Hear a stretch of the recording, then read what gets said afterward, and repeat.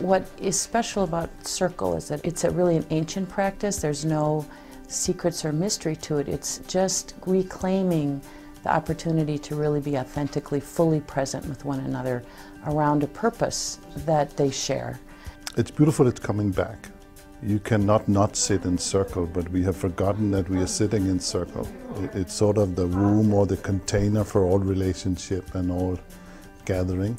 You'll see circle elements in a lot of the other practices, World Cafe, Appreciative Inquiry, Open Space, all employ elements of circle, again, because of the shared leadership and the relational awareness. You know, when you're all sitting there looking at each other fully and not sitting behind tables playing with your Blackberries or shuffling papers on the table, you really pay attention.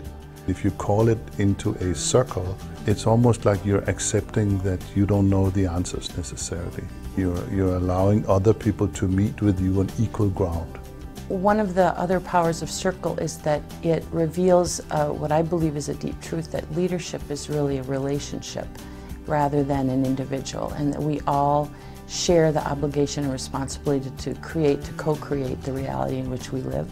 It was really inspirational listening to so many people who seem to clearly be warriors of the heart.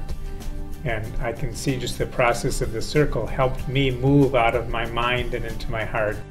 The circle basically brings power to the space between us as opposed to my ego to your ego.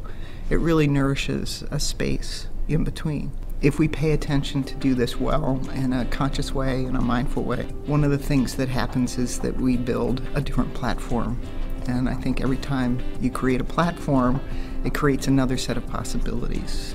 Oftentimes when we work in circle, we invite people to bring objects and put it in the center of the circle. Sometimes they reflect the purpose of the meeting. Sometimes the objects reflect the collective memory of a company, the successes of the company.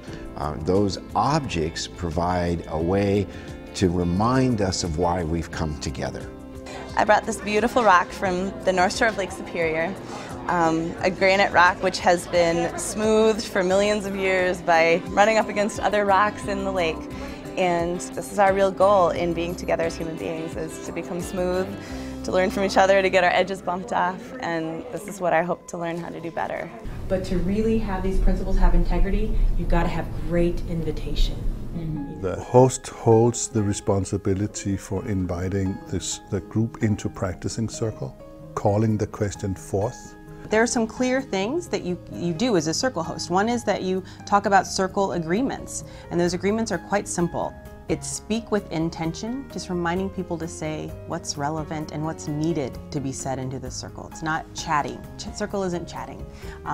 It is speaking with intention, listening with attention, and then taking care of the group. Things like looking for underlying patterns, noticing what's happening energetically. You know, is the energy low? Is the energy high? Is it time for another question? Would pausing be a good thing to do right now? It's perfect if you can have a circle guardian that can also attend to the energy. So work with the host, maybe sit across from them and kind of, remind us of time, or say, wow, we just heard something big, let's just take a breath. So a circle guardian is great, and sometimes you have that and sometimes you don't. Sometimes the host has to guardian. It's nice to separate those two functions, because it gives the possibility for the host to also be participating as an equal member, because you're not holding all the power of the timing, or you're actually distributing the power. And in a third function can be the harvester or harvesters, who on behalf of the circle help pick up the fruits of the conversations and what is the clarity that is emerging, or what is deeper questions that we could be invited to go deeper with. We still come into the circle with all of those things that we bring from outside, all of those issues and oppressions and all those things come into circle. However, being in circle for me is a great place to start. That form, that hearing all voices, the not one person standing up front. For me, those issues come in, but circle is a great place to name them, to notice them, to begin to work them. So it's not that coming into circle makes you equal, it's actually that there's a possibility of moving toward equality in circle. To come together, sit together circularly, and speak why you have come and what your purpose is, and then listen to other people why they have come, is an incredible way to start up any process. And I don't think there's any substitute for it.